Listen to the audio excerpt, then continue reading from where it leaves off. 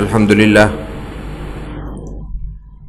لله نحمده ونستعينه ونستغفره ونؤمن به ونتوكل عليه ونعوذ بالله من شرور أنفسنا ومن سيئات أعمالنا من يهده الله فلا مضل له ومن يضلله فلا هادي له ونشهد أن لا إله إلا الله وحده لا شريك له ونشهد أن سيدنا وسندنا وحبيبنا ومولانا محمدا عبده ورسوله صلى الله تعالى على خير خلقه وبارك وسلم تسليما كثيرا كثيرا.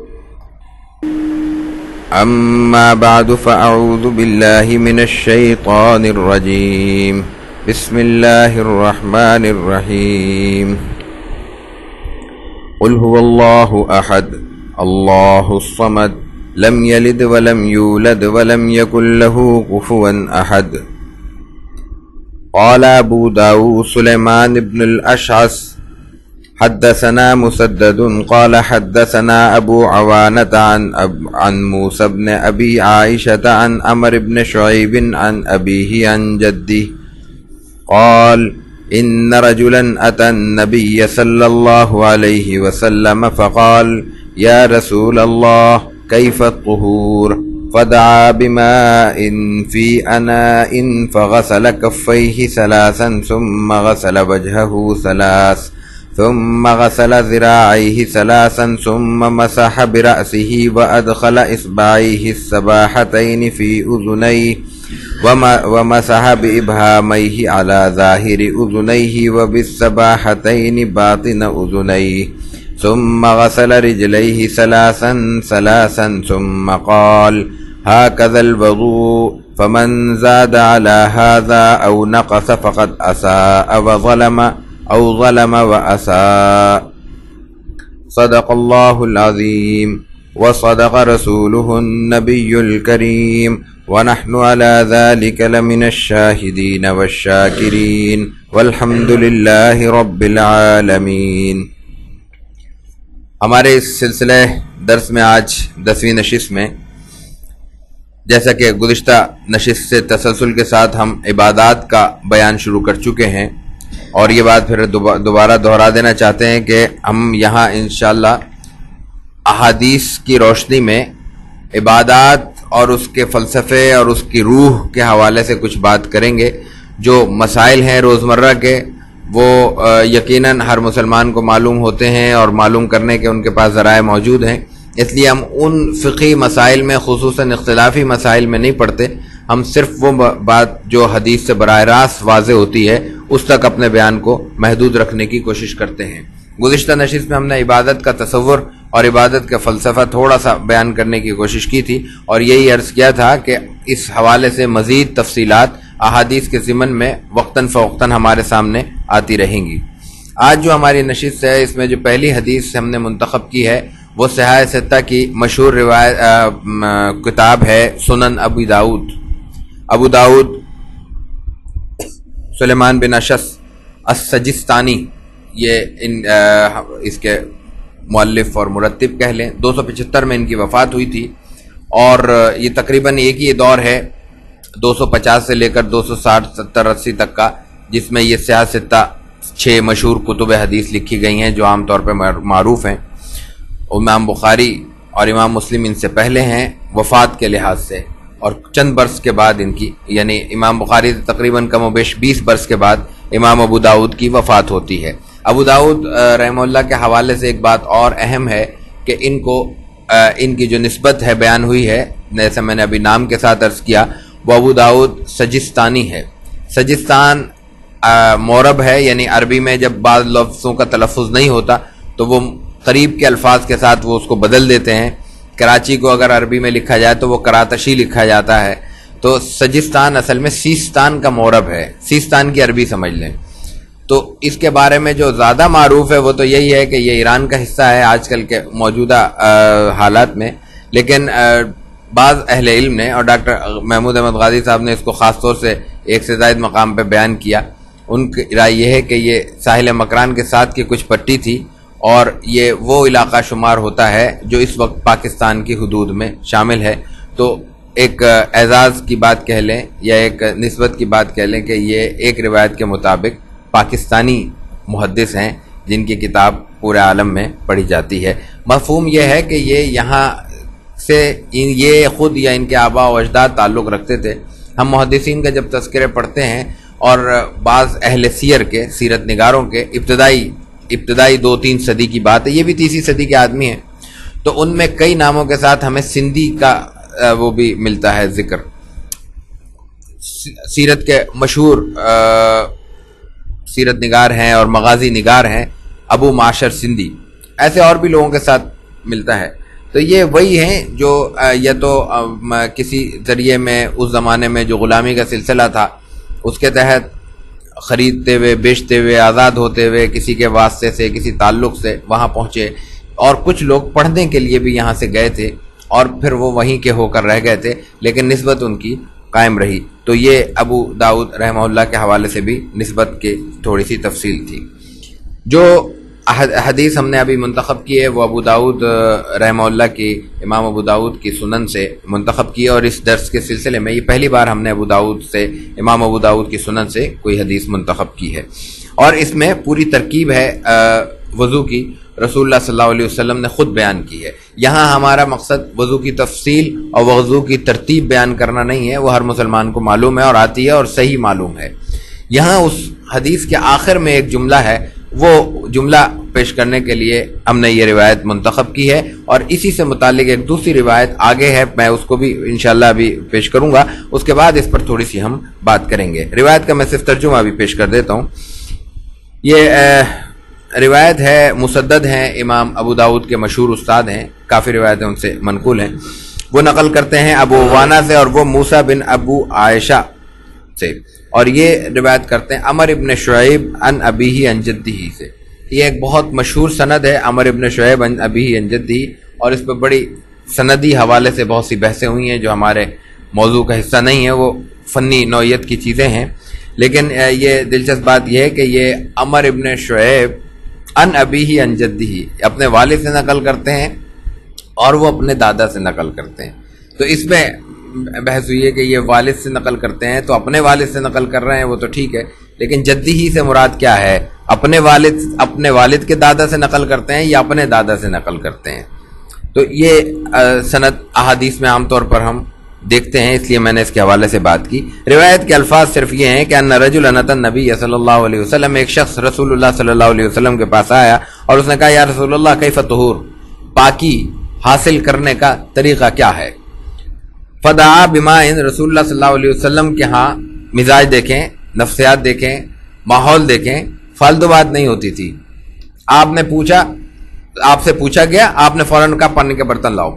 اب اس کے ساتھ تفصیل سے بیان کرتے اور یوں کرو اور ہاتھ دھو اور کلی کرو اور ناک میں پانی ڈالو اور فلاں کرو، اور اس کے بعد پھر وہی سوال ہوتے، پھر جواب ہوتے۔ آپ نے کہا پانی لاؤ، فدعا بماء فی اناء، ایک برتن میں آپ نے پانی منگایا، فغسل کفیہ، پانی آ گیا، آپ نے ہاتھ دھوئے، کہ لے یہ ہاتھ دھل گئے، کفیہ ہاتھ پہنچے تک، ثلاثاً 3 دفعہ، ثم غسل وجہہ ثلاثاً 3 دفعہ، پھر آپ نے ہاتھ چہرہ مبارک دھویا، ثم غسل ذراعہ ثلاثاً 3 دفعہ آپ نے کونی دی۔ اب آپ کونی بیان کریں تو بتانا ہوگا کہ بھئی یہاں تک کرو، یہاں تک کرو، یہ آنا چاہیے، اس سے یہ خوش نہیں رہنا چاہیے۔ آپ نے کچھ نہیں کیا، پانی منگایا، کہیے بھئی یہ یہاں تک دھو لو۔ اب نظر آ رہا ہے کہاں تک دھل رہا ہے اور کیسے دھل رہا ہے، اور ایک بار دھل رہا ہے یا 3 بار دھل رہا ہے، تو راوی کہتا ہے ثلاثاً 3 بار آپ نے دھویا۔ ثم مسح براسہ، پھر آپ نے سر کا، اپنے سر مبارک کا مسح فرمایا، وادخل اصبعہ السباحتین، آپ نے انگلی جو ہے نا اپنی وہ کان میں ڈال کے کان کا اندر کا مسح کیا، مسح بابہامہ علی ظاہر اذنیہ، انگوٹھے سے آپ نے باہر کا مسح کیا۔ دو کا آ رہا ہے نا، ابہامہ، 2 انگوٹھے، تو بھائی ایک یہ ہے ایک یہ ہے، دونوں سے آپ نے کان کے باہر کا مسح کیا، بالکل واضح ہے، اس میں کوئی ابہام والی بات نہیں ہے۔ علی ظاہر اذنیہ وبالسباحتین باطن اذنیہ، انگوٹھے سے آپ نے باہر کا کیا اور انگلی سے اندر کا کیا، یہ روایت آتی ہے۔ ثم غسل رجلیہ ثلاثاً، پھر 3 بار آپ نے پیر مبارک دھوئے۔ وضو ختم ہو گیا. جو کام آدھے گھنٹے کی تقریر سے شاید ممکن نہ ہوتا کہ پوری طرح سمجھایا جا سکے، رسول اللہ صلی اللہ علیہ وسلم نے 1 سے 1.5 منٹ میں پڑھ کر کے دکھا دیا. یہ ہے عملی پریکٹس کہ وہ عملی معاملات، عمل کی چیزیں، عمل کے درجے، عمل کے ضرورتیں جن کا تعلق انسان کے کیریکٹر سے یا کردار سے یا ان کی ایکٹیویٹی سے ہے، سرگرمی سے، اس کو بیان کرنا اتنا اہم نہیں ہوتا جتنا کر کے دکھانا ہے. اور مسلمانوں کا جو عہد عروج تھا وہ ان کے عمل میں پوشیدہ تھا، ان کی فکر میں نہیں تھا. وہ ان کی فکر میں اس معنی میں تھا کہ ان کا عمل ان کی فکر پر استوار تھا. جو وہ سوچتے تھے، جو ان کو بتایا گیا تھا، جو ان کے عقائد تھے، جو ان کے نظریات تھے، جو ان کے افکار تھے، ان پر ان کے عمل کی بنیاد تھی. تو 2 الگ الگ چیزیں نہیں تھیں. آج بحث ہوتی ہے کہ یہ اس معاملے کا عملی پہلو ہے، یہ اس معاملے کا نظری پہلو ہے، یہ فکری پہلو ہے، یہ سوچنے کی بات ہے، یہ کرنے کی بات ہے. اسلام میں 2 چیزیں نہیں تھی، سیدھا سیدھا عمل تھا. ایک چیز ہے وہ کرنا ہے، کس طرح کرنا ہے طریقہ کار رسول اکرم صلی اللہ علیہ وسلم نے بتا دیا. بنیادی طور پر سنت نبوی جس کو کہا جاتا ہے، اس کا کام ہی کر کے دکھانا ہے اور عملی طریقہ کار ہمارے سامنے پیش کرنا ہے. اس لیے کہ قرآن حکیم جب تک رسول اللہ صلی اللہ علیہ وسلم کی سنت سے مل کر ہمارے سامنے پیش نہیں ہوا، ہمارے سامنے نہیں آیا، اس وقت تک وہ قرآن جو تھا وہ صرف ایک صفحات میں لکھی ہوئی ایک کتاب تھی جس سے روشنی حاصل کرنا ہماری ذمہ داری تھی.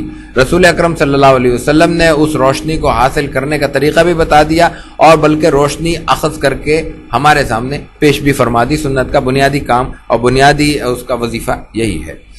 ثم قال، یہاں تک روایت میں وضو کا طریقہ ہے، آگے پیغام ہے. یہاں طریقہ ہے، آگے پیغام ہے. ہاکذا الوضو، یہ ہے وضو. اب کمی بیشی کی ضرورت نہیں ہے. فمن زاد علی ھذا او نقص، کسی نے اس میں زیادتی کی یا کمی کی، صرف کمی کی بات نہیں ہو رہی. کسی نے فمن زاد علی ھذا، پہلے زیادتی کی بات کی ہے، او نقص فقد اساء و ظلم، یہ راوی کہتا ہے او ظلم و اساء. ایک تو وہی احتیاط والی بات کہ راوی کو صرف اتنا سا فرق ہوا ہے کہ 2 لفظ ہیں، ایک ظلم ہے ظلم اور ایک اساء، برا کیا اور ظلم کیا، زیادتی کی. تو اس راوی کو صرف یہ شک ہوا ہے کہ رسول اللہ صلی اللہ علیہ وسلم نے پہلے ظلمہ فرمایا یا پہلے اساء فرمایا. تو یہ بات بھی نوٹ فرما دی راوی نے حدیث کے متن میں، اس کو شامل کر کے حدیث کا حصہ بنا کے تاریخ کے ریکارڈ میں محفوظ کر دیا کہ رسول اللہ صلی اللہ علیہ وسلم کی زبان مبارک سے ادا ہونے والے الفاظ کی ترتیب میں بھی فرق پیدا نہ ہو. حالانکہ اس سے معنی میں، تفہیم میں، تفصیل میں، وضو کے طریقے میں، پیغام میں کوئی فرق نہیں پڑ رہا. حضور نے فرمایا ظلم و اساء یا اساء و ظلم، معنی دونوں کا ہے کہ اساء کا معنی ہے برا کیا، اساءت برے کو کہتے ہیں. ظلم ہم لفظ ظلم کا اصل معنی ہوتا ہے کہ کسی بھی پہلو کو جھکا دینا اور کسی کے پہلو کو اونچا کر دینا، کسی کا حق لے لینا، کسی کو دے دینا، یہ ظلم ہے. تو یہ روایت ہے اور یہ الفاظ ہیں کہ رسول اللہ صلی اللہ علیہ وسلم وضو کا طریقہ بھی بیان فرماتے ہیں اور اس کے بعد یہ بیان فرما دیتے ہیں کہ اس طریقے کے مطابق جو وضو کی جائے گی وہ وضو صحیح ہے، اور اگر اس کے ساتھ کوئی کمی بیشی ہوگی تو وہ کمی بیشی درست نہیں ہے، اور اس کمی بیشی کے نتیجے میں انسان ظاہر ہے کہ حدیث کے الفاظ کے مطابق کسی کمزوری کا، برائی کا یا ظلم کا مرتکب ہوگا.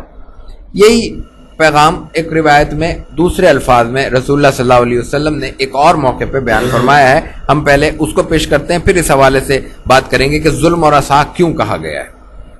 دوسری روایت ہم نے سنن ابن ماجہ سے لی ہے. یہ جو روایت ہم نے ابھی پیش کی تھی یہ امام ابو داؤد کی سنن ابی داؤد کی حدیث نمبر 135 تھی.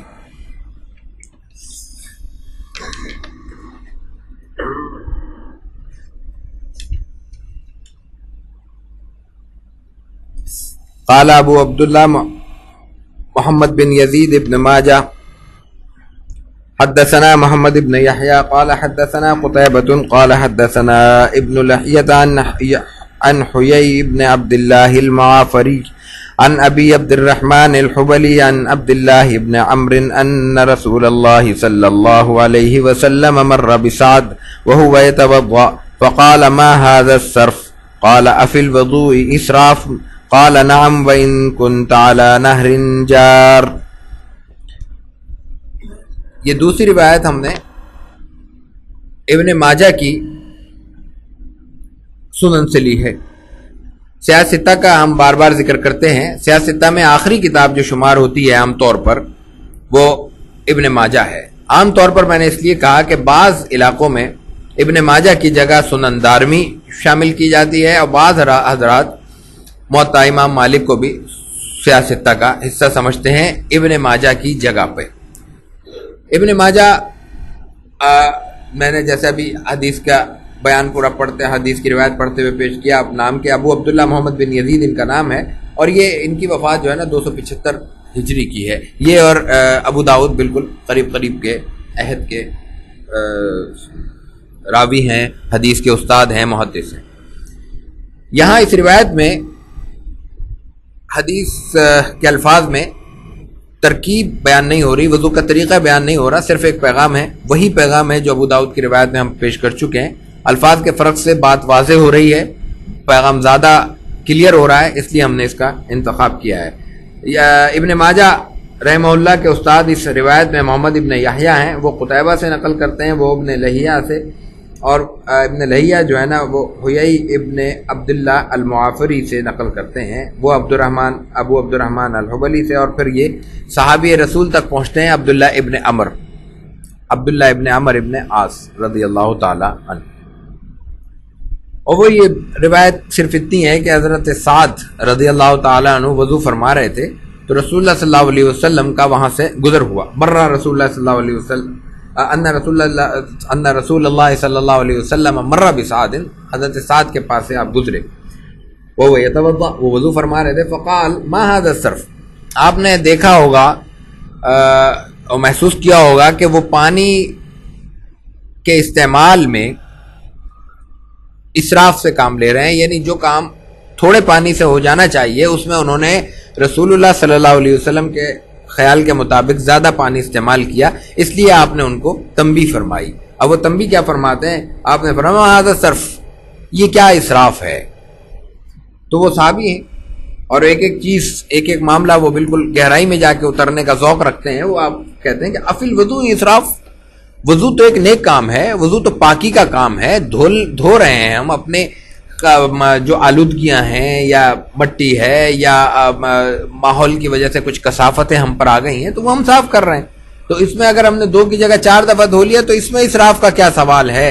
اب آگے رسول اللہ صلی اللہ علیہ وسلم کا جملہ ملاحظہ فرمائیے. آپ نے فرمایا نام، ہاں اس میں بھی اسراف ہے. وَإِن كُنْتَ عَلَى نَهْرٍ جَارٍ، اگر تم جاری بہتی ہوئی نہر کے کنارے وضو کرو گے اور اسراف سے کام لوگے تب بھی اسراف کا حکم لگے گا، اور یہ گناہ شامل ہوگا کہ انسان اس گناہ میں شامل ہوگا کہ انسان نے پانی کا استعمال بد احتیاطی سے کیا.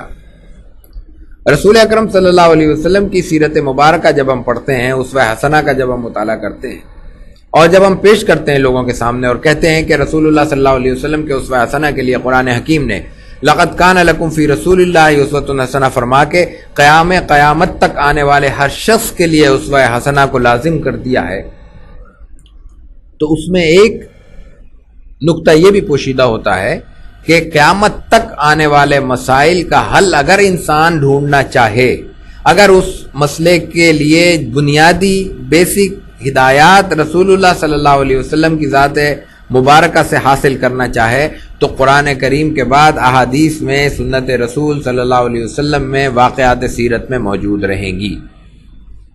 پانی کا معاملہ یقیناً اس وقت بھی بہت اہم تھا. مکہ مکرمہ کی بات ہے، مکہ مکرمہ اور مدینہ منورہ دونوں جگہوں پہ پانی کی قلت تھی. پانی کے لیے اتنے مسائل تھے کہ ہجرت مبارکہ کے بعد بھی، مدینہ طیبہ آنے کے بعد بھی پانی کے لیے کنویں کی تلاش کی جاتی تھی. اہل خیر اس کے لیے کنویں مختص کیا کرتے تھے اور رسول اللہ صلی اللہ علیہ وسلم ترغیب دلایا کرتے تھے کہ بھئی لوگوں کو پانی کی دقت ہے، پینے کا اچھا میٹھا ٹھنڈا پانی فرات میسر نہیں ہے، اس لیے اہل خیر اس معاملے میں تعاون کریں اور کنویں جو محدود سے لوگ ہیں اور مسلمانوں کے قبضے میں نہیں ہیں وہ خریدنے کے بعد ان کو وقف کریں تاکہ مسلمان اس سے فائدہ اٹھا سکیں اور یہ بنیادی ضرورت ہے، بنیادی نعمت ہے، یہ حاصل کر سکیں. یہ ٹھیک ہے کہ اس وقت بھی یہ مجبوری تھی، لیکن اس وقت جو پانی کا معاملہ پوری دنیا میں ہے، اگر اس ضرورت کو دیکھا جائے آج کی، اور اس آزمائش کو دیکھا جائے جو ماہرین کہہ رہے ہیں کہ آگے مستقبل میں کسی وقت بھی آ سکتی ہے، اللہ تعالیٰ محفوظ رکھے، تو دیکھا جائے تو اندازہ ہو سکتا ہے کہ ان مختصر سے اقوال، مختصر سی ہدایات میں رسول اللہ صلی اللہ علیہ وسلم نے مستقبل کے کتنے بڑے بڑے خطرات سے بچنے کا طریقہ ہمیں تجویز فرمایا ہے۔ آپ فرماتے ہیں کہ اگر بہتی ہوئی نہر کے کنارے وضو کرو تب بھی اسراف سے کام مت لینا، میں نے وضو کا طریقہ یہ بتا دیا ہے کہ ہاں کذا وضو یہ ہے، اس کے بعد اگر کچھ ہے تو وہ کمی ہے یا زیادتی ہے۔ اگر 3 کی جگہ 2 دفعہ ہاتھ دھو رہے ہو وضو ہو جائے گا، لیکن رسول اللہ صلی اللہ علیہ وسلم کی سنت کے مطابق نہیں ہوگا، ناقصہ کم کیا۔ اور اگر 3 سے زیادہ کر رہے ہو تو اس روایت کے الفاظ ہیں، وہاں ظلم کا لفظ تھا، یہاں اسراف کا لفظ ہے۔ اسراف بھی کم ظلم نہیں ہے۔ قرآن حکیم نے فرمایا وَلَا تُسْرِفُوا إِنَّهُ لَا يُحِبُّ الْمُسْرِفِينَ، اسراف مت کرو، اللہ تعالیٰ فضول خرچی کرنے والوں کو، فضول زیادہ خرچ کرنے والوں کو کسی بھی چیز میں پسند نہیں کرتا۔ اس کو بھی حضور نے اپنے اس حدیث مبارکہ میں اس کا حصہ بنا دیا ہے۔ اسراف تو ایک ہی ہے نا قرآن کے الفاظ میں، اسراف کی تعریف میں یہ بھی شامل کر کے رسول اللہ صلی اللہ علیہ وسلم نے فرما دیا کہ یہ بھی اسراف ہے، اس کا بھی وہی گناہ ہے جس کا جو رسول اللہ تعالیٰ نے قرآن حکیم میں بیان فرمایا کہ اللہ تعالیٰ کے پسندیدہ لوگوں کی صف سے انسان فضول خرچی کرنے کے بعد نکل جاتا ہے۔ یہ فضول خرچی کیوں ہے؟ اب سوچنے کی بات یہ ہے کہ یہ فضول خرچی کیوں ہے، نہر کے کنارے کیوں ہے؟ ٹھیک ہے، اب ہمارے ہاں تو فضول خرچی اور بھی خطرناک صورتحال کے ساتھ ہے، اور سب سے زیادہ خطرناک صورتحال اس وقت ہوتی ہے جب ہم مساجد میں، مدارس میں یا ان اداروں میں جو وقف ادارے ہیں، جہاں کی پراپرٹی اور جہاں کی تمام سہولتیں وقف ہیں ان لوگوں کے لیے جو وہاں آ رہے ہیں، وہاں پہ جو اسراف کیا جائے گا ان ضرورتوں میں، بجلی میں اسراف ہے، پانی میں اسراف ہے، دوسری ضرورتوں میں اسراف ہے، وہ دوہرا جرم ہے، ڈبل گناہ اس کا ملے گا۔ اس لیے کہ ایک تو اللہ کا حکم توڑا جا رہا ہے، دوسرا ایسی جگہ پہ توڑا جا رہا ہے جہاں ہم ضرورت کے مطابق ان کے وسائل استعمال کرنے کا تو حق رکھتے تھے، ضرورت سے زیادہ وسائل پر ہمارا حق نہیں ہے۔ مسجد کا نل ہے، وضو کرنے کے لیے ہے، اب یہ اجازت نہیں ہے کہ وہاں سے پانی بھر کے آپ گھر لے جائیں۔ مسجد میں اگر ٹھنڈے پانی کا کولر لگا ہوا ہے تو وہ اس مقصد کے لیے ہے کہ ہم اپنی پیاس بجھائیں۔ مسجد میں لوگ آتے ہیں عبادت کے لیے، ظاہر ہے کہ پیاس لگتی ہے، ضرورت ہے پانی پینے کی، تو آپ پیئیں، جتنا چاہے پیئیں، آپ وہاں 10 گلاس پی سکتے ہیں، کوئی اسراف نہیں ہے۔ لیکن وہاں سے 1 گلاس بھی اگر آپ نکال کے گھر لے گئے یا 1 گلاس بھی آپ نے کھنگالنے کے نام پہ پھینک دیا نیچے، یہ اسراف ہے۔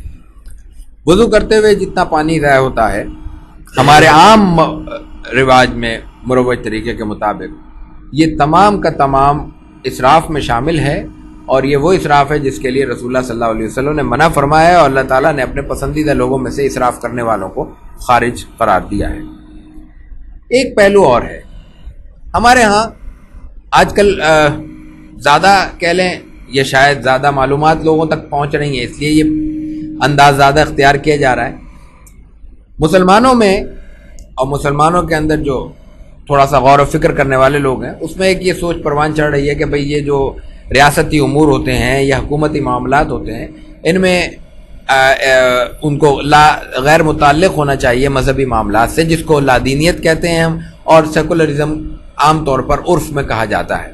سیکولرزم کی جو تعریف عام طور پر سمجھی جاتی ہے یا ہمارے ہاں یا مذہبی طبقہ جس عنوان سے اس کو دیکھتا ہے، وہ ایک علیحدہ چیز ہے، اس کو چھوڑ دیں۔ مغربی تصور بھی جو اعلانیہ تصور ہے، مغرب کا ایک عملی تصور ہے، ایک اعلانیہ، جو اعلانیہ تصور ہے وہ بہرحال یہ ہے کہ ریاست کا ان امور سے جو مذہبی معاملات ہوں ان سے کوئی تعلق نہیں ہوتا، وہ دونوں معاملوں میں جانبدار نہیں ہوتی، غیر جانبدار ہوتی ہے، چاہے کوئی نماز پڑھے نہ پڑھے، عبادت کرے نہ کرے، وہ گرجا میں جائے یا مسجد میں جائے، ریاست کا اس سے کوئی تعلق نہیں ہونا چاہیے یا نہیں ہوتا۔ یہ ان کا ایک مختصر سا خاکہ ہے جو وہ سیکولرزم کے حوالے سے بیان کرتے ہیں۔ اسلام کے حوالے سے بھی یہی فکر ہمارے بعض مسلمان دوست خیر خواہی سے چاہتے ہوں گے، یقیناً ان کی نیت میں کوئی ہمیں شک کرنے کا حق حاصل نہیں ہے، کہ اسلامی نقطہ نظر سے بھی یہی تصور پروان چڑھنا چاہیے تاکہ جو ہمارے ہاں مذہبی انتہا پسندی کی کیفیت ہے اس سے چھٹکارا مل سکے۔ بنیادی مقدمہ ان کا یہی ہے۔ وہ ان کی سوچ اپنی جگہ درست ہوگی، ہو سکتی ہے، ڈیبیٹیبل ہے، ٹھیک ہے، لیکن ان احادیث مبارکہ کو دیکھ کر اندازہ ہونا چاہیے کہ رسول اللہ صلی اللہ علیہ وسلم نے جو نظام عطا فرمایا ہے یا قرآن حکیم نے جو دین ہمیں سکھایا ہے اس میں یہ دوئی تلاش کرنا یا سرحد قائم کرنا بہت مشکل ہے، بلکہ کہہ سکتے ہیں شاید ناممکن ہے۔ مثال کے طور پہ یہ ایک روایت ہے جس میں دو چیزیں ہیں، ایک ہے وضو عبادت ہے، اس کا تو آپ کہہ دیں کہ ریاست اس سے غیر متعلق ہو جائے گی، لا تعلق ہو جائے گی کہ انسان چاہے وضو کرے چاہے نماز پڑھے چاہے وضو کے بغیر پڑھے نماز، ریاست کو کوئی حق نہیں ہونا چاہیے کہ جو جیسا چاہے کر رہا ہے، ہم نے مان لیا۔ لیکن سوال یہ ہے کہ اس کے ساتھ جو رسول اللہ صلی اللہ علیہ وسلم نے یہ ہدایت عطا فرمائی ہے کہ اس سے بھی ریاست لا تعلق ہو سکتی ہے؟ کیا کہیں کوئی تصور کر سکتا ہے پورے امریکہ، لاطینی امریکہ سے لے کر کینیڈا سے لے کر پاکستان تک ریاست یہ کہے کہ ہر شخص جس کے پاس پانی موجود ہے، چاہے وہ اپنا کنویں کا ہے یا نل کا ہے یا سرکاری واٹر سپلائی کا ہے، کہ وہ جائے اور روڈ پہ پانی بہاتا رہے اور کوئی حکومتی ادارہ اس سے پوچھنے والا نہ ہو؟ ممکن ہے؟ کیوں؟ اس لیے کہ یہ مجموعی وسائل ہیں۔ ہم جانتے ہیں کہ اگر ہم نے کنواں اپنے گھر میں کھودا ہوا ہے، بورنگ ہم نے کی ہوئی ہے، تب بھی ہم 6 گھروں کا پانی برباد کر رہے ہیں، 8 گھروں کا پانی برباد کر رہے ہیں اگر اس کو ضرورت سے زیادہ استعمال کر رہے ہیں۔ نیچے سے سکی کا سسٹم ہے، پانی سک کر رہی ہے مشین، اور بورنگ کے ذریعے جتنا آپ کی مشین پاورفل ہے، جتنا بور پاورفل ہے اور گہرا ہے، اتنا اطراف کا پانی وہ چوس رہا ہے۔ بارشیں نہیں ہوتی، پانی اور نیچے چلے جاتا ہے۔ بورنگ زیادہ ہوتی ہے ہمارے علاقوں میں، آج کل ناظم آباد میں بورنگ کا بہت زیادہ ہے، اور بھی کراچی کا حال ہوگا، پانی کی سطح تیزی سے نیچے گر رہی ہے۔ 3 سال کے اندر کئی 100 فٹ کی بورنگ لوگوں کی ضائع ہو رہی ہے۔ اس وقت کیسے کہا جا سکتا ہے کہ یہ پانی کا معاملہ انسان کا ایک ذاتی معاملہ ہے؟ اسلام کا مزاج بتانا مقصود ہے۔ اسلام نے جو دین عطا کیا ہے اس میں ہر چیز باہم پیوست ہے، اور اس کی پیوستگی ایسی پکی اور پختہ ہے کہ جیسے انسان کے وجود کے ساتھ ناخن جڑا ہوا ہے۔ اس کو ناخن کی اگر حقیقت دیکھیں تو اس کا گوشت سے کوئی تعلق نہیں ہے، ناخن الگ چیز ہے، گوشت الگ چیز ہے، لیکن اس ناخن کو گوشت سے علیحدہ کرنا ممکن نہیں ہے بغیر تعب اور تکلیف کے، اور تکلیف بھی ایسی کہ اس تکلیف کا ازالہ اس وقت تک نہیں ہوگا جب تک نیچے سے دوسرا ناخن نہیں آ جائے گا، یعنی تکلیف اپنی جگہ باقی رہے گی بالجبر ناخن کو کھال سے گوشت سے علیحدہ کرنے کے باوجود بھی۔ تو دین اس وقت تک نامکمل رہے گا جب تک اس میں ایک انسان کی تمام ضرورتوں کو ایک نگاہ سے نہیں دیکھا جائے گا۔ اگر اس نظر میں فرق ہوگا، اگر وہ نظر بھینگی ہوگی تو وہ یقیناً دین کا حق ادا نہیں کر سکتی۔ اصل پیغام قرآن حکیم کا، سیرت کا، احادیث کا اور رسول اللہ صلی اللہ علیہ وسلم کے یہ عبادات کے ضمن میں بھی بیان کی گئی ہدایات کا یہی ہے کہ یہ ایک کل ہے، یہ ایک پیکج ہے، اس میں پک اینڈ چوز کی صورتحال نہیں ہے۔ ہمارے لیے یہ ممکن نہیں ہے کہ کچھ چیزیں لے لیں کچھ چیزیں چھوڑ دیں۔ یہ ہو سکتا ہے کہ اپنی ضرورت اور اپنی مجبوریوں کے تحت، اپنی بلکہ کہہ سکتے ہیں بشری کمزوریوں کے تحت کچھ چیزیں ہم وقتاً حاصل نہ کر سکیں، فوری طور پر شاید وہ ہم سے چھوٹ جائیں، فوری طور پر شاید ہم سے کوتاہی ہو جائے، لیکن وہ کوتاہی آئیڈیالوجی کے درجے میں پہنچ جائے گی، فکر بن جائے گی، نظریہ بن جائے گی، تو پھر انسان اسی طرح بے چین رہے گا، اس کی روح اسی طرح پریشان رہے گی جس طرح اگر زبردستی گوشت کے ساتھ جڑے ہوئے جمے ہوئے ناخن کو زبردستی نوچ کر علیحدہ کر دیا جائے۔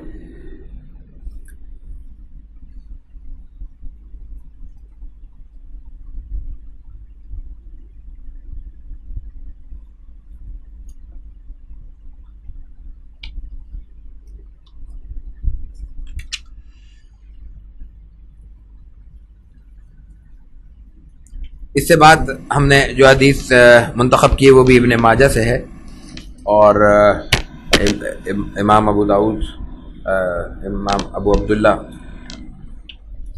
محمد بن یزید اس روایت کو نقل کرتے ہیں۔ قال ابو عبداللہ محمد بن یزید ابن ماجہ حدثنا ابو بکر بن ابی شیبۃ قال حدثنا ابو معاویہ عن الاعمش عن ابی صالح عن ابی ہریرہ رضی اللہ تعالی عنہ قال قال رسول اللہ صلی اللہ علیہ وسلم ان احدکم اذا توضأ فاحسن الوضوء ثم اتى المسجد لا ينهزه الا الصلاة لم يخط خطوة الا رفعه الله عز وجل بها درجة وحتى عنه بها خطيئة حتى يدخل المسجد۔ یہ روایت حدیث نمبر کے اعتبار سے 281 ہے، ابن ماجہ کی سنن میں سے ہم نے منتخب کی ہے۔ امام ابن ماجہ کے استاد ہیں ابو بکر ابن ابی شیبہ، مشہور محدث ہیں، اور ان کی مصنف ابن ابی شیبہ مشہور ہے، اور مصنف ابن ابی شیبہ حدیث کے معلوم ذخیرے میں اب تک جو موجود کتب ہیں سب سے ضخیم اور سب سے طویل کتاب ہے، ہمارے ہاں لائبریری موجود ہے، 26 جلدوں میں وہ موجود ہے۔ وہ ابو معاویہ سے نقل کرتے ہیں، وہ مشہور بزرگ ہیں، محدث ہیں، عامش، ان سے نقل کرتے ہیں، اور وہ ابو صالح سے، اور ابو صالح حضرت ابو ہریرہ رضی اللہ تعالی عنہ سے نقل کرتے ہیں۔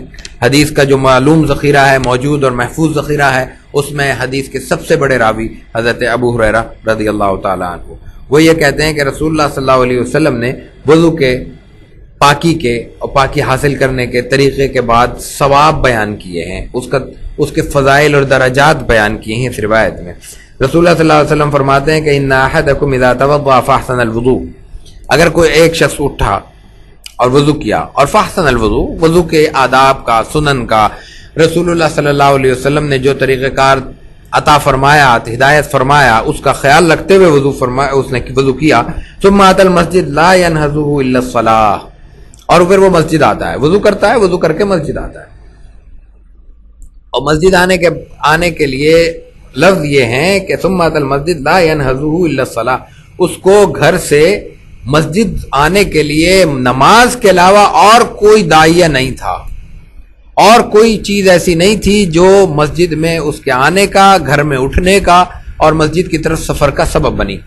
سودا لینے جا رہے تھے، اذان ہو گئی، دیکھا لوگ مسجد میں جا رہے ہیں، نماز پڑھ لی، ثواب ملے گا، جماعت کا ملے گا، لیکن یہاں وہ بات ہو رہی ہے جو خالصتاً مسجد کے لیے آیا ہے، وہ گھر سے مسجد اٹھے گا، مسجد سے واپس گھر آئے گا، اور کوئی مقصد نہیں ہے اس کا۔ لم یخطو خطوۃ، اس نے جو بھی قدم اٹھایا، الا رفع اللہ عز وجل درجۃ، ہر قدم کے بدلے اللہ تعالیٰ اس کا ایک درجہ بلند فرمائیں گے۔ وحط عنہ بها خطیئۃ، اور ہر قدم کے بدلے اس کی ایک کوتاہی، ایک کمزوری، ایک گناہ، ایک غلطی، ایک خطا معاف فرمائیں گے۔ ایک قدم پہ دو چیزیں مل رہی ہیں، ایک درجہ بلند ہو رہا ہے، ایک گناہ معاف ہو رہا ہے۔ حتی یدخل المسجد، یہ عمل اس وقت تک رہے گا جب تک مسجد میں انسان داخل نہیں ہو جاتا۔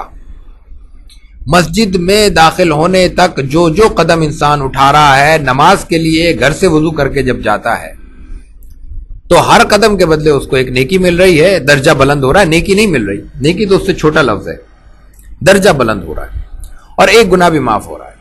سوال صرف یہ ہے کہ ایک گناہ تو سمجھ میں آتا ہے، انسان نے غلطی کی ہے، ایک کوئی کوتاہی ہو گئی، وہ گناہ ہے۔ ایک درجہ کیا ہے؟ حدیث میں ایک تو نیکی کے لیے لفظ استعمال ہوتا ہے کہ ایک نیکی ملے گی، 10 ملے گی، 70 ملیں گی، 700 تک بڑھا دے گا اللہ تعالیٰ۔ قرآن نے بھی الفاظ استعمال کیے ہیں بڑھانے کے۔ اور ایک درجے کا لفظ یہ استعمال ہوتا ہے، ان کی دنیا میں رہتے ہوئے دنیا کے اوزانوں کے ساتھ، دنیا کے پیمانوں کے ساتھ ان کی پیمائش نہیں کی جا سکتی۔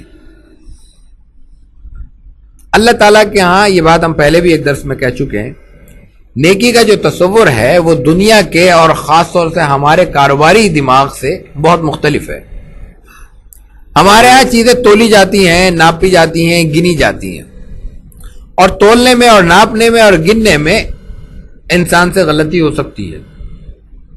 بہت ایکوریٹ قسم کا ترازو بھی ہے، وہ زیادہ سے زیادہ یہی دیکھ لے گا کہ یہ جو تول ہے یہ ٹھیک ہے، لیکن اگر آپ آج سبزی لینے جا رہے ہیں، پھل لینے جا رہے ہیں، 2 دکانوں پہ ایک ہی پھل رکھا ہوا ہے، ایک ہی کوالٹی کا ہے، ایک ہی برانڈ کا ہے، اس پہ اسٹیمپ لگی ہوئی ہے۔ خربوزہ لینے گئے ہم، دونوں دکانوں سے ہم نے لیا، دونوں سے ریٹ میں فرق ہے نہیں ہے، تول ہم نے دیکھ لیا، کوالٹی بہت اچھی، دونوں کی ایک جیسی ہے، ہم نے ایک میں سے اٹھا لیا۔ گھر میں آ کے ایک پھیکا نکلا، ایک میٹھا نکلا، ریٹ برابر ہونا چاہیے۔ میٹھے کا پھیکے کا ریٹ برابر ہوگا؟ نہیں ہوگا۔ دکاندار سے ہم کیسے بحث کر سکتے ہیں کھانے کے بعد کہ تم نے جو دیا تھا، دونوں دکانوں سے ہم نے ایک ایک خربوزہ لیا، ایک کا میٹھا ہے ایک کا پھیکا ہے، کیسے کہہ سکتے ہیں کہ تم سے ہم نے 50 روپے کا لیا تھا، تمہارا جو ہے وہ 40 کا بھی نہیں تھا؟ ممکن ہے؟ ایک شخص نماز پڑھنے کے لیے نکلتا ہے، اس کی دل کے حضوری کی، حاضری کی کیفیت یہ ہے کہ وہ گھر سے نکلتا ہے، مسجد تک پہنچتا ہے، مسجد سے واپس لوٹ آتا ہے، ایک لمحے کو اس کا دل اللہ کی یاد سے، اللہ کے ذکر سے، خیال سے غافل نہیں ہوا۔ اور ایک ہماری ہم جیسی نماز ہے کہ نیت بھی باندھ لی، امام کے پیچھے کھڑے بھی ہو گئے، وضو بھی کر لیا، کپڑے بھی صاف ستھرے پہن لیے، اور پوری دنیا کے کاروبار بھی نماز میں نمٹاتے رہے، مسائل بھی نمٹاتے رہے، بحث مباحثہ بھی کرتے رہے، جب امام نے کہا السلام علیکم ہم نے بھی السلام علیکم کا گھر لوٹائے، دونوں نمازیں برابر ہو گئیں؟ اچھا، یہ جو دونوں میں فرق ہے خربوزے کے میٹھے اور پھیکے ہونے کی طرح، اس کو جب تک کسی خالص ترازو میں نہ ناپ لیا جائے اس وقت تک کیسے کوئی جج کر سکتا ہے؟ اور وہ خالص ترازو نماز ناپنے کا اللہ کے سوا کسی کے پاس نہیں ہے، کسی کے پاس بھی نہیں ہے۔ کوئی شخص بڑے سے بڑا ولی، فقیر، مذہبی آدمی، غیر مذہبی آدمی، کوئی ایک زاویہ، کوئی ایک ذریعہ، کوئی ایک ایسا پیمانہ بتا دے جس میں یہ ناپا جا سکے، اور جب یہ ناپا نہیں جا سکتا تو پھر اس معاملے میں سیدھا سیدھا یہ تصور رکھنا چاہیے کہ اللہ تعالیٰ اپنے فضل سے اور اپنی شان رحمت کے مطابق ہر ایک کو درجات عطا فرمائے گا اور ثواب عطا فرمائے گا، جس کو اللہ تعالیٰ نے، چونکہ انسان کا مزاج یہ ہے کہ وہ ہر چیز کو عدد سے گنتا ہے، ناپتا ہے، تولنے کی، گننے کی عادت ہے، اس کو درجن میں دیکھنے کا قائل ہے اور عادی ہے، اس لیے اللہ تعالیٰ انسان کے ذہن کو قریب رکھنے کے لیے یہ ذکر فرما دیتا ہے کہ بھئی یہ اتنا ثواب ہے اور اتنا اجر ہے اس کا، لیکن اس کی صحیح صورتحال آخرت میں واضح ہوگی، دنیا میں اس کو انسان اپنے پیمانوں سے کیلکولیٹ نہیں کر سکتا۔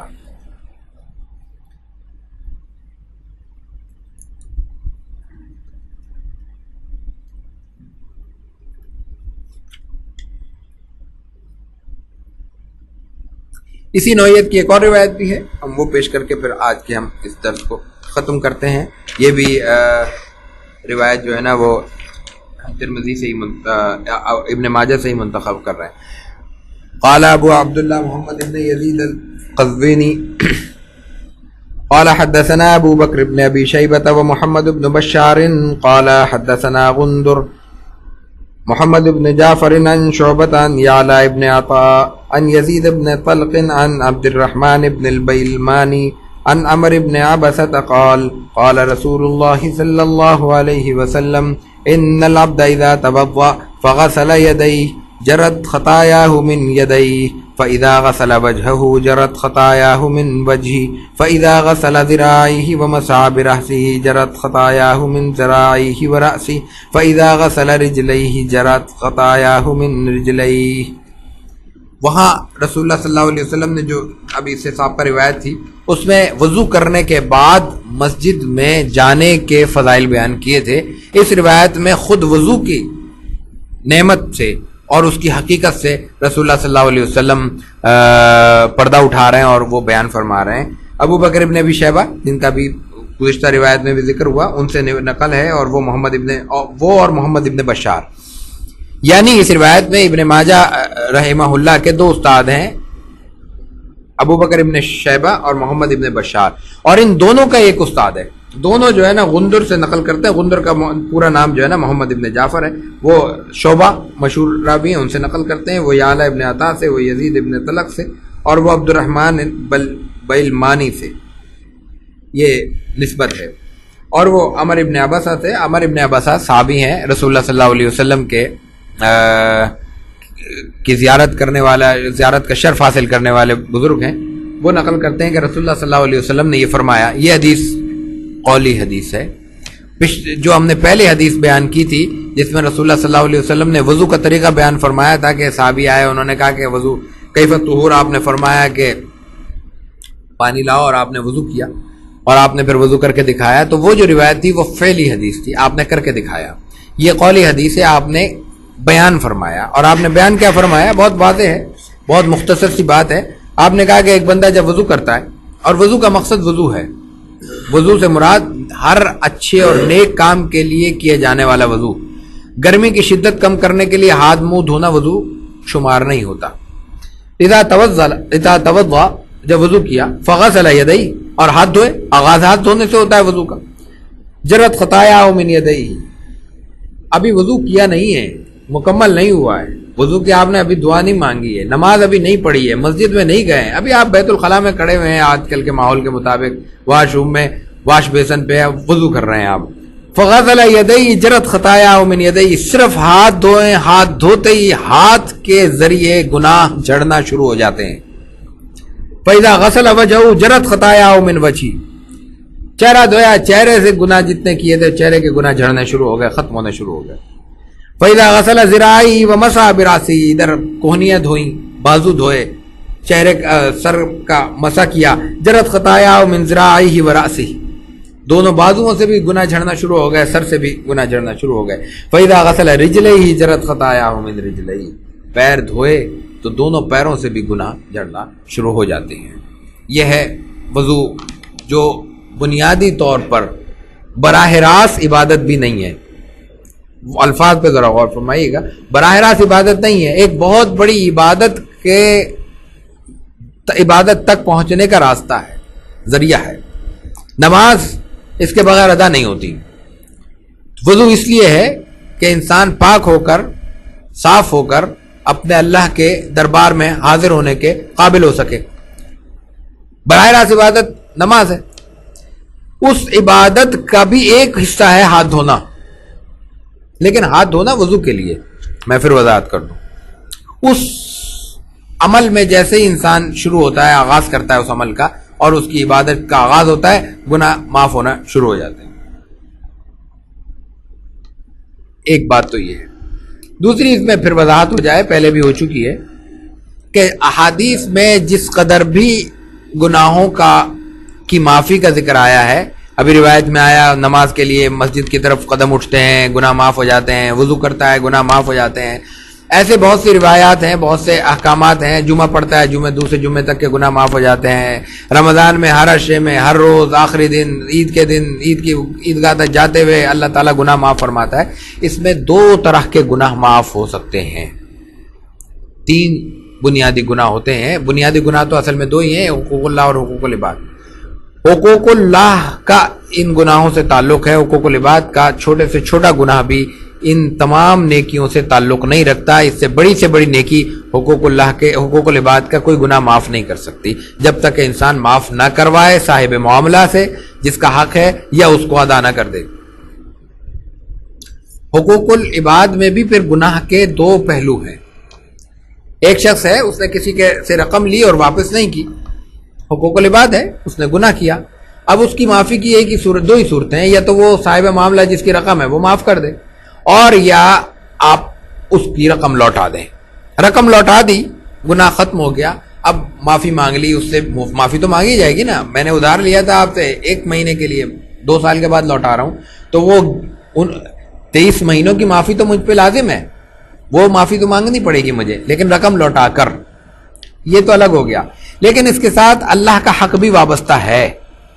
کوئی حقوق العباد میں سے چھوٹا حق بھی حق اللہ سے الگ نہیں ہے.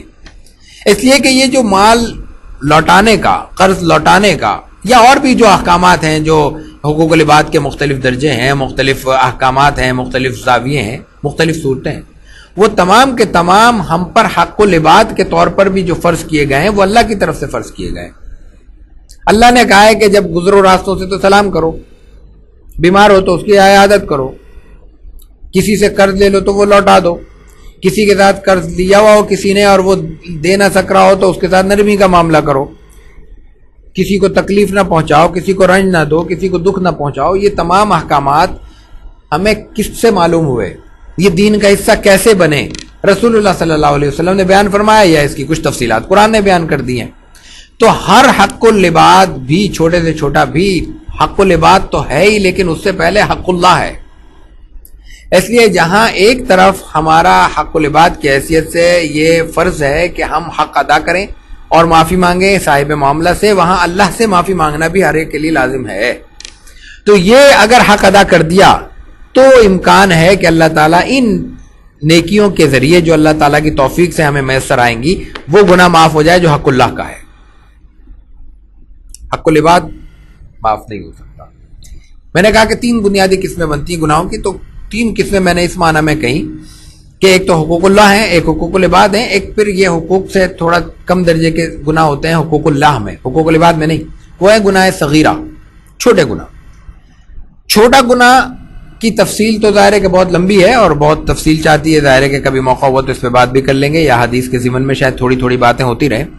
بنیادی بات سمجھنے کی ہے کہ ہر وہ گناہ، ایک تو بڑے گناہ ہیں، قتل کرنا، ڈاکے ڈالنا، شرک کرنا وغیرہ، یہ تو کبیرہ ہیں ہی، ان میں تو کوئی دو رائے نہیں ہو سکتی، لیکن ایک گناہ جو چھوٹا محسوس ہوتا ہے لیکن انسان کی عادت بن جائے، وہ بھی گناہ کبیرہ بن جاتا ہے۔